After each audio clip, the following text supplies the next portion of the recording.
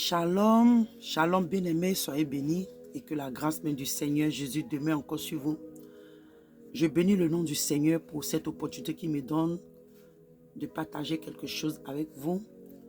Et je prie même que le Saint-Esprit prenne le contrôle et que le Seigneur donne gloire en son nom à travers ce moment.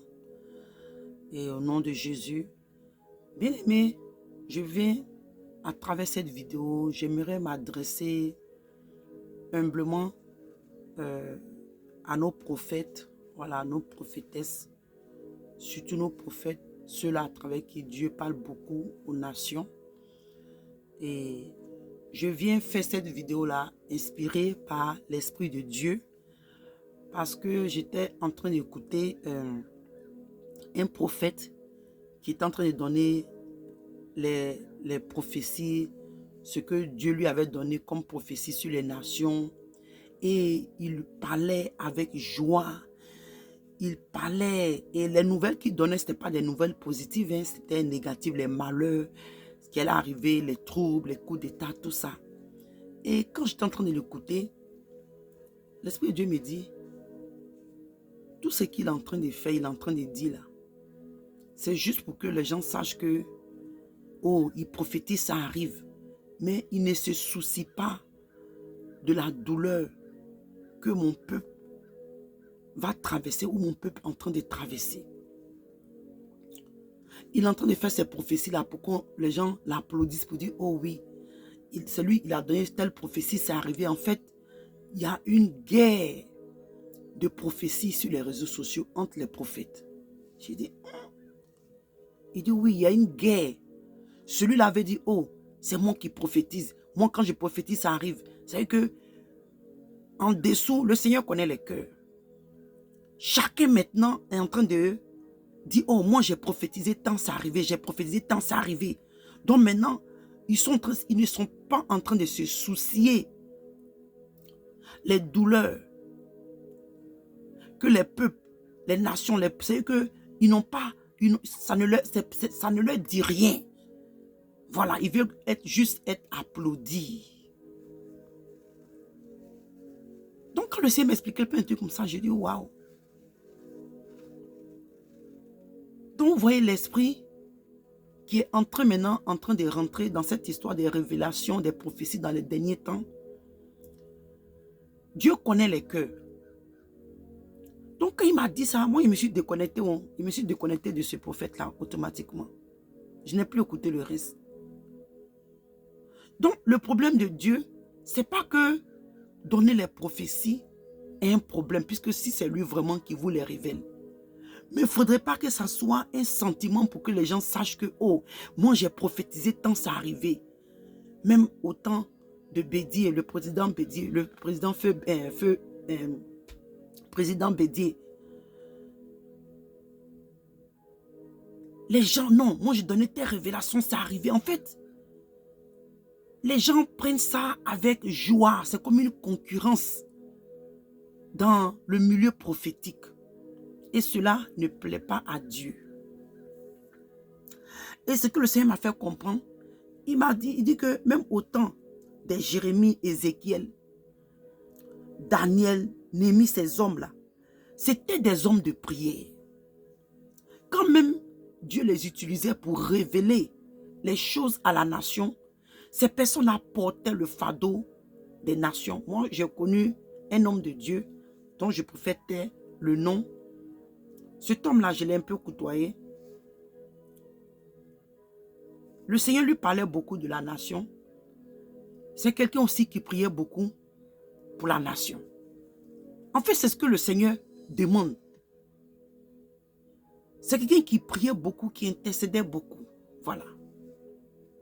Comme je dis, je préfère taire son nom, mais je l'ai côtoyé. Je peux dire ça un peu sur lui. C'est quelqu'un qui porte le fardeau de sa nation. C'est quelqu'un qui porte les douleurs de sa nation. Mais le Seigneur me dit qu'il y a un esprit qui est rentré maintenant dans le milieu prophétique entre les prophètes. Les gens maintenant veulent concurrencer pour dire, oh moi quand je donne les prophéties, ça tape pas poteau. Le Seigneur n'aime pas. Je viens ici, ce n'est pas pour vous condamner, pour vous juger. Mais en tant que servant de Dieu, en tant que sentinelle intercesseur, moi je prie pour vous, je prie pour tous les prophètes, en tout cas surtout pour ma nation. Les serviteurs, les servants de Dieu, je prie pour vous. Donc quand le Seigneur me donne les messages, je me prive aussi de sommeil pour vous.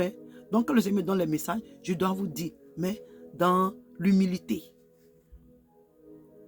Donc le Seigneur veut que vous arrêtez.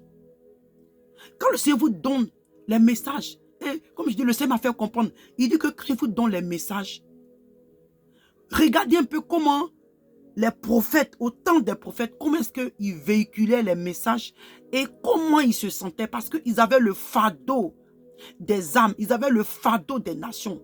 Ils ne venaient pas parler ils ne parlaient pas des malheurs qui allaient arriver avec joie. Pour dire, oh oui, moi quand je prophétise, ça arrive, ça tape pas poteau. Mais ils avaient la douleur. Au temps d'Ézéchiel, Ézéchiel même, comment on appelle ça? Ézéchiel 8, à partir du verset 9, quand vous lisez, quand le Seigneur a pris Ézéchiel pour aller montrer à Ézéchiel ce que les anciens de la maison d'Israël étaient en train de faire, les idoles, les fétiches qu'ils adoraient. Quand Ézéchiel parlait, c'est pas qu'il parlait pour dire, oh, il tapait sa poitrine pour dire que non, c'était les anomalies de la nation, du peuple que le Seigneur lui a montré. Et c'est avec douleur, les Ézéchiel, c'était des hommes de jeûne et de prière. Si on se rappelle très bien dans le livre d'Ézéchiel, je ne pourrais pas lire, je n'ai pas que cette vidéo soit trop longue. Ézéchiel 4, à partir du verset 3 jusqu'en bas, comment est-ce que le Seigneur, l'Éternel, a donné à Ézéchiel les mots de jeûne, comment est-ce qu'il devait porter le péché de sa nation, comment est-ce qu'il devait jeûner, implorer, jeûner pour sa nation. C'était dans les douleurs. Mais le Seigneur dit qu'en notre temps, les prophètes, c'est comme une guerre de prophètes, une guerre de prophétie. Celui-là veut montrer, celui-là veut se faire voir. En fait, c'est pour se donner la gloire. Mais vous ne portez pas réellement le fardeau des nations. Parce que quand il vous donne les révélations, vous n'intercédez pas, vous ne priez pas, vous voulez forcément que ça arrive. Et il m'a donné l'exemple avec Moïse. Quand l'Éternel voulait frapper le peuple d'Israël, Moïse a intercédé en faveur. Dans le livre d'Exode 32, à partir du verset 7, Moïse a intercédé pour ne pas que Dieu frappe le peuple. Est-ce que quand Dieu a parlé, quand Dieu voulait frapper le peuple, est-ce que c'était faux? Est-ce que le peuple avait raison? Non, le peuple avait péché. Dieu avait déjà déclaré. Mais Moïse a intercédé pour ne pas que Dieu frappe. Pour ne pas que Dieu frappe. Donc les prophètes là, c'est des hommes de prière, c'était des hommes d'intercession, ils intercédaient. Ils intercédaient. C'est des hommes qui intercédaient pour les nations. Quand même le Seigneur, alléluia, voilà encore cette parole qui me vient dans le livre de Matthieu. Quand le Seigneur est en train de déclarer sur le peuple d'Israël dans le livre de Matthieu, les paroles qu'il est en train de déclarer, c'est pas que le Seigneur ne parlait pas avec joie, c'était avec douleur. Les malheurs qui devaient s'abattre même sur l'humanité. Quand le Seigneur parlait de ça, le Seigneur ne parlait pas avec joie. C'était avec douleur parce qu'il connaissait la souffrance que le peuple, l'humanité allait traverser. Mais pourquoi est-ce qu'à notre temps aujourd'hui, les prophètes, quand ils veulent annoncer les malheurs, c'est dans la joie pour dire, oh oui, moi j'ai prophétisé que tel homme devait mourir, tel malheur devait arriver dans telle nation, c'est arrivé. Je suis un grand prophète, je suis la bouche autorisée. En fait, c'est pour se donner eux-mêmes la gloire. C'est pour eux-mêmes montrer au peuple, aux hommes, aux femmes, que eux, quand ils prophétisent là, ça ne tape pas poteau. Pour que les hommes les applaudissent. Et le Seigneur dit, il vous dit qu'il n'aime pas ça. Ça ne lui plaît pas. Il dit de prendre exemple sur les prophètes de l'ancien temps. Les prophètes même qui l'ont servi dans sa volonté. Quand il partait parler au peuple, quand il prophétisait sur le peuple, c'était avec des douleurs parce que il portait le fardeau de Dieu, il portait le fardeau de la nation, il portait les douleurs. Ils avaient la compassion pour ces âmes. Ils avaient la compassion de Dieu dans leur cœur pour ces âmes. Mais ils ne prophétisaient pas pour que les gens l'applaudissent. On a vu aussi au temps de Jérémie. Même Daniel, comme je dis, Néhémie. Il dit que c'était des hommes. Quand ils parlaient, hein, quand ils annonçaient les choses, ce n'était pas pour que les gens les applaudissent, mais au contraire. Et après ça, ils priaient, ils imploraient la miséricorde de Dieu pour ne pas que ces choses arrivent. Ils plaidaient avec Dieu, ils priaient pour le peuple, ils intercédaient en faveur de la nation. Donc prophètes, prophétesses, surtout les prophètes, voilà le message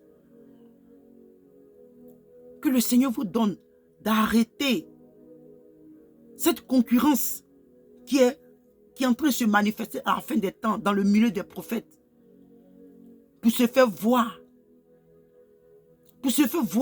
pour montrer que non, c'est moi qui prophétise. Quand je prophétise, ça ne tape pas poteau. Le Seigneur dit que cela n'est pas agréable à ses yeux, mais au contraire, il vous a établi, portez réellement le fardeau de la nation, portez réellement les douleurs de la nation, mettez-vous à la brèche et priez aussi. Si vous avez aussi des sentinelles dans vos assemblées, mettez-les aussi à la brèche pour les peuples, pour les nations. Donc je vais m'arrêter là. C'est ce message que je voulais vous apporter de la part du Seigneur. Que portez réellement le fardeau des nations au lieu d'aller vous faire voir sur les réseaux sociaux pour dire que, oh oui, moi quand je prophétise, ça ne tape pas poteau. Et d'autres parlent avec joie. D'autres parlent parce que quand ils donnent les révélations que ça arrive, ils tapent leur poitrine. Pas physiquement aux yeux des hommes, mais à l'intérieur d'eux pour dire, oui, moi quand je prophétise, ça ne tape pas poteau. Et ils parlent de ça avec leur ego, avec l'ego. Souvent même, il y a l'orgueil. Il y a l'orgueil. Et cela, Dieu n'aime pas. Donc, comme je dis, c'est un message que le Seigneur vous apporte et je le donne avec toute humilité. Avec humilité. Je ne suis pas venu pour vous juger.